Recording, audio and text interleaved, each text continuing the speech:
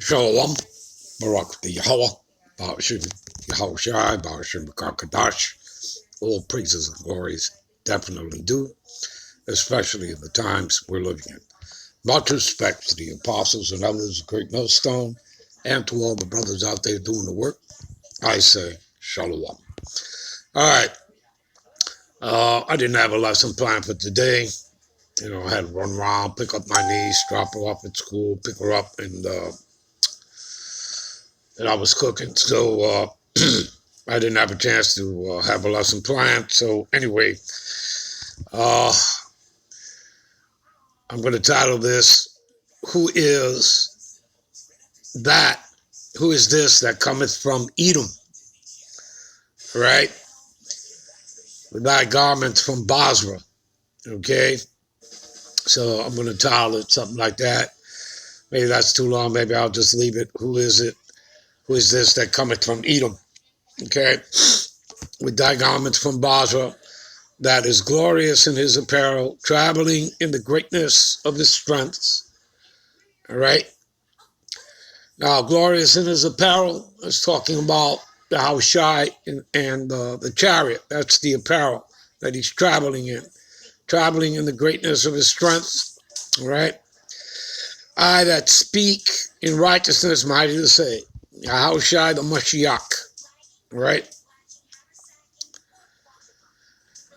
Verse 2, wherefore art thou red in thy apparel and thy garments, like him that treadeth in the wine fat. Now again, what we're reading right there and what we're going to continue to read is parabolic, metaphoric, all right?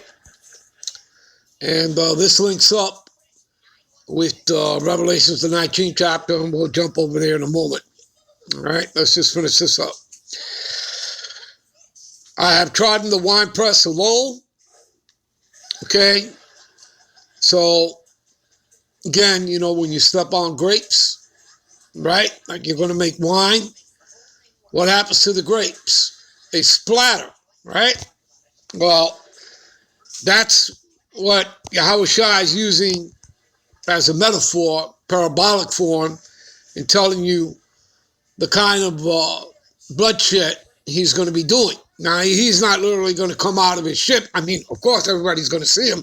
They'll see him come out of his ship. They're all going to see Yahushua. But he's not going to be coming out of his ship to chop people up, all right, when he's got the concentrated laser fire, all right, in the chariot, in the father's ship, okay? And pretty much all you have to do is go back to the movie War of the Worlds with Tom Cruise, when those tripods come up out of the ground and they start shooting that concentrated laser fire, right? And you saw what happened.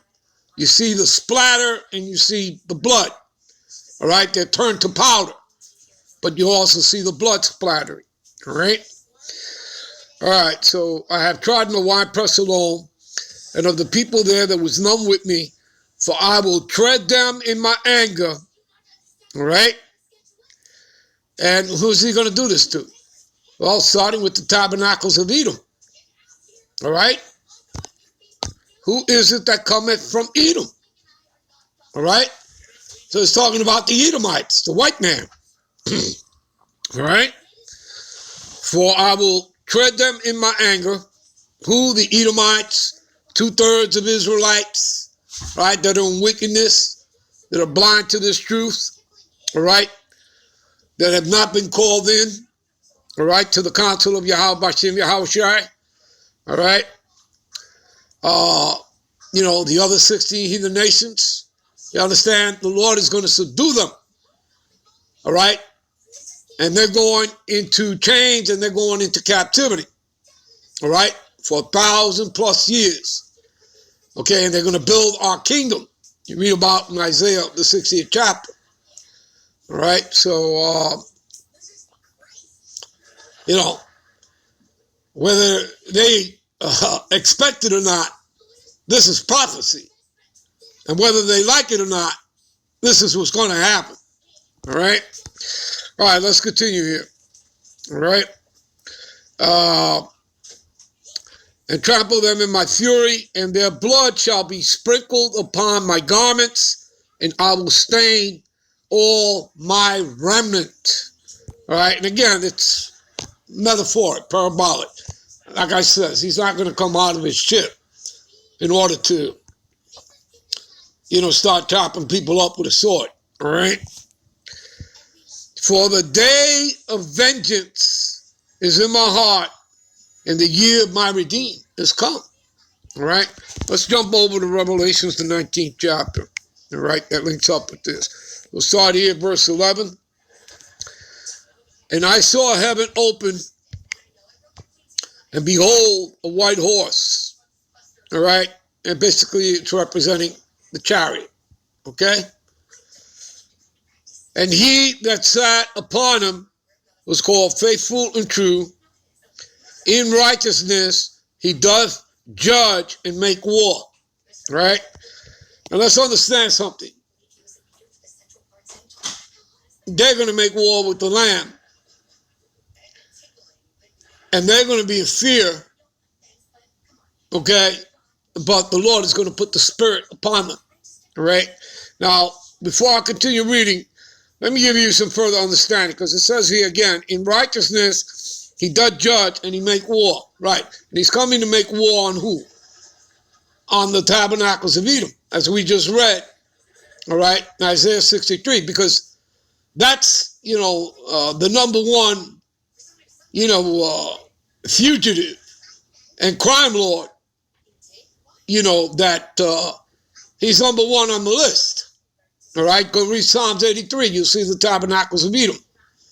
All right, and we're going to get into a couple of other things, but, to show you, to prove to you, this whole thing has always been about Jacob and Esau. All right, the Israelites versus the Edomites. You understand? And they've had the Israelites, here in the Americas, here in America, Babylon the Great, for the past 520 years, 28 years, they've had, their foot on our necks. They've stolen our land, our wealth, our resources. They've genocided us. They've murdered us. I mean, whatever, all right? The house thief cometh but to steal, kill, destroy, to rape, rob, commit murderous genocide. All right, all that. This is all in the scriptures. Okay, so I'm not just here running my mouth. All right, give me a minute. Let's see here. Let's give you an example here. All right, what is that? Revelations, the 17th chapter. All right.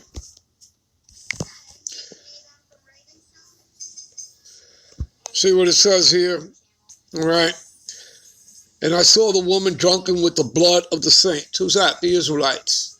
Both the northern and the southern kingdom of Israelites. Made up of you Negroes, Latinos, and Native Americans that make up the 12 tribes of Israel. All right. And with the blood of the martyrs of Yahushua. And when I saw her, I wondered with great admiration. Now, that's John the Revelator speaking. All right.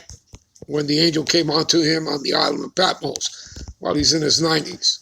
He was a prisoner of war, political prisoner, all right, under the Roman Empire. All right, now let me get to the point here, all right. You see what it says here? And these shall make war with the Lamb, right, which is Yahushua, right? And of course, he's not coming alone. He's coming with the angels. We'll cover some of that. And the Lamb shall overcome them, all right? See, overcome who, all right? We're talking about the whore, all right? America, Babylon the Great, all right? And there came 1 out of 7 angels, all right? Which had 7 vials and talked with me, saying unto me, come hither, and I will show thee the judgment of the great whore. See that? The great whore, America, Babylon the Great. All right? And, she has many names. She's also known spiritually as Sodom, as in Sodom and Gomorrah, spiritually Egypt. She's also known as what? The daughter of Babylon. Babylon the Great, Mystery Babylon the Great, daughter of the Chaldeans. Do you understand, people? She's the dragon, all right? The old serpent, which is the devil and Satan. And devil, we're not talking about the spiritual entity Satan. When you look devil up in the blue letter or Bible concordance, it's diablos. It's talking about a man. And a man who not only worships the spiritual entity Satan, but he plays the part of him here on the earth, the human counterpart, all right? And he is opposed to the God power, and that's Esau. All you got to do is read 2 Thessalonians 2 and 4, all right? Who opposes and exalted himself above all that is called the Most High, who sitteth in the temple of the Most High, showing himself that he is the Most High, all right? See what I'm saying, people? All right? So everything is in the scriptures, and this is all spiritual, all right? So as you can see, all right, and with whom the kings of the earth have committed fornication, and the inhabitants of the earth have been made drunk with wine. Wine is draconian laws, okay? You understand that? Which are harsh and severe, all right? So he carried me away in the spirit into the wilderness, and I saw a woman sit on a scarlet-colored beast. See, that's the whore. America, Babylon the Great. All right, the colored beast, you're talking about NATO and the EU. The EU are the vassal states, the financial and political arm, and NATO is the military arm. Okay, the iron teeth of the beast, and America, Babylon the Great is the whore. Okay? And together they make up what? The last leg and extension of the revived Roman Empire. Do you understand that, people? All right? Whose deadly wound was healed. Okay? Okay. Let me see. Let me continue here. All right. So he carried me away in the spirit into the wilderness, and I saw the woman sit upon the scarlet-colored beast, full of names of blasphemy, having 7 heads and 10 horns. You understand that, people?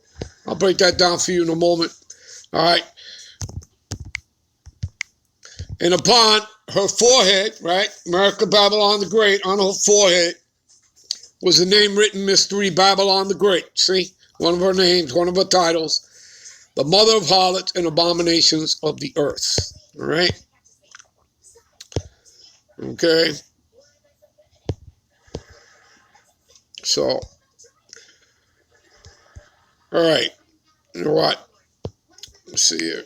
Let me finish this off for you here. All right? And this will show you something. All right? Because America's own allies are going to send intercontinental ballistic missiles that thermonuclear fire from the ICBMs onto America. And these 2 scriptures here prove that. All right, this is Revelation 16 and 17. And the 10 horns, again, that's the EU, the vassal state, which is the financial political arm, which thou sawest on the beast. The beast is NATO, the North Atlantic Treaty Organization. That's the military arm, the iron teeth of the beast. These shall hate the whore, that's America, Babylon the Great, and shall make her desolate and naked, eat her flesh and burn her with fire. Now, you're not reading this wrong, people. This is correct. America's own allies are going to send missiles on to America, Babylon the Great. So the question that should pop up in your head is why, right? Well, it gives you the answer right here in the next verse. For the God power had put it in their hearts to fulfill his will and to agree to give their kingdom unto the beast until the words of the Lord shall be fulfilled. So he's going to put it in their hearts, which in Hebrew is lab, which means minds, to fulfill his will. And again, nobody can resist the will of the Lord. Let's prove that. Give me a minute. All right, this is Escalatius 18 and 3. Who governeth the world with the palm of his hand? The Most High does, right? And all things, I repeat, all things obey his will. You see that? How does the Lord do that? Through his messengers, the angels. For he is the king of all, and by his power dividing holy things among them from the profane. The profane meaning ungodly. We'll be right back with part 2. Shalom.